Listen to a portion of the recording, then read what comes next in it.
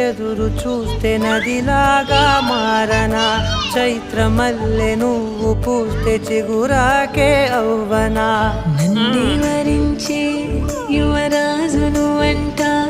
నీ